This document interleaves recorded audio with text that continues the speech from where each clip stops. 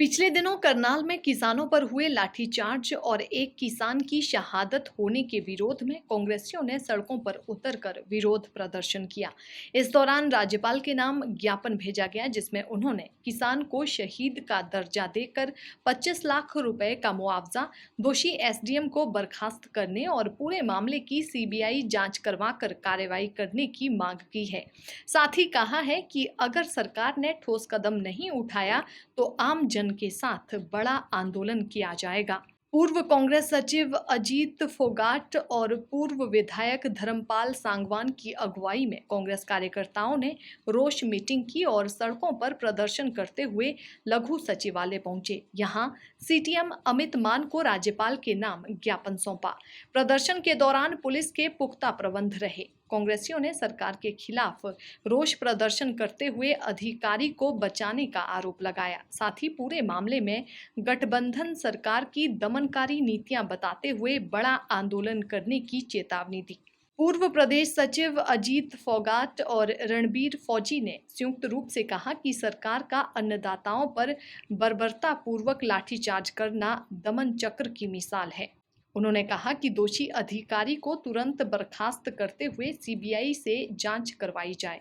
जैसे कि आपने देखा, जो खट्टर सरकार दमनकारी नीति करके जो 36 बिरादरी का किसान आज रोड के ऊपर बैठा है, और एक ऐसे अधिकारी को, मैं तो अधिकारी नहीं कहूँगा, वो तो एक फोर्थ क्लास के काबिल नहीं है।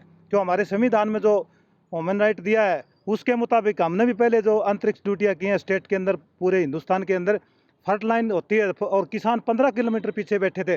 फ्रंट लाइन के ऊपर जब कोई भी आंदोलनकारी आते हैं उसको चेताया जाता है और हल्का बल प्रयोग करके, क्योंकि हमारे ये जो एलिमेंट नहीं है और ये आतंकवादी नहीं है, हमारे भाई हैं और हमारे देश का किसान है, अन्नदाता है। और उसके साथ जो दुर्दशा आज खट्टर सरकार कर रही है, आने वाले समय में खट्टर सरकार को पता लग जाएगा 36 बिरादरी का किसान कितना ताकतवर है। ये सत्ता का जो नशा है ये आने वाले दिनों में उतर जाएगा। सत्ता का रास्ता जो निकलता है गांव और शहर की गलियों से होकर निकलता है। तो खट्टर सरकार इस भ्रम में ना रहे। ताकत है, ताकत की सत्ता बदलती रहती है।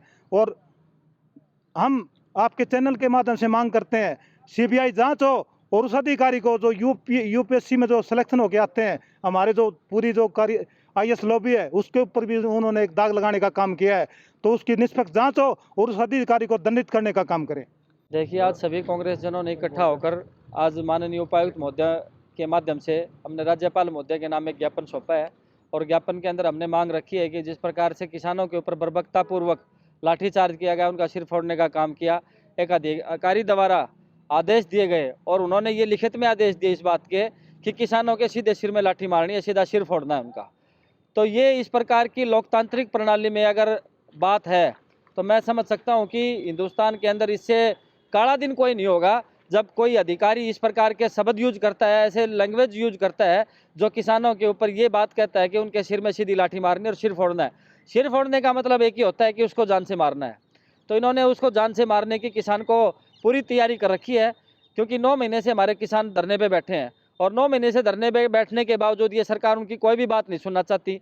10-11 वार्ता के बाद इन किसानों को बेवकूफ़ बनाने का इस सरकार ने काम किया। उसके बाद हर रोज़ ये आदेश जारी करते हैं केंद्र सरकार राज्य सरकारों को कि इन किसानों के साथ सख्ती से निपटें, इन किसानों के खिलाफ कार्रवाई करें, इन किसानों के खिलाफ मुकदमे दर्ज करें और इन किसानों को यहाँ से उठाने का काम करें। जो किसान बेचारा बिल्कुल शांति से बैठा है, बिल्कुल अपनी शांति से अपनी बात रख रहा है, विरोध करना उसका अधिकार है, जन्मसिद्ध अधिकार है उसका एक किस्म से, और वो विरोध ही अपना एक तरीके से कर रहा है। लेकिन ये कोई तरीका नहीं कोई अधिकारी उनका सिर फोड़ने का काम करे।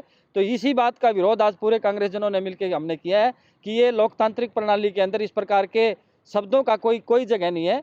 तो इसके लिए सरकार भी माफ़ी मांगे और उस अधिकारी के खिलाफ सख्त से सख्त कार्रवाई की जाए। और जो जिन किसानों को चोट लगी है, जो किसान हमारे इसके अंदर इंजर्ड हुए हैं या जिनको गंभीर चोट लगी है, उसको ये सरकार मुआवजा भी दे रही है। एक किसान हमारा उसके अंदर हमारी उसके किसान की शहादत भी गई है, तो उस किसान को 25 लाख रुपए भी इस सरकार की तरफ से दें और उसके परिवार को एक सरकारी नौकरी भी ये सरकार देने का काम करे। अगर इन मांगों के ऊपर सरकार काम नहीं करती, उस अधिकारी के खिलाफ कार्रवाई नहीं की, क्योंकि सिर्फ तबादला उस अधिकारी का उसको पदोन्नत करके किया है, उसको इनाम देने का सरकार ने काम किया है,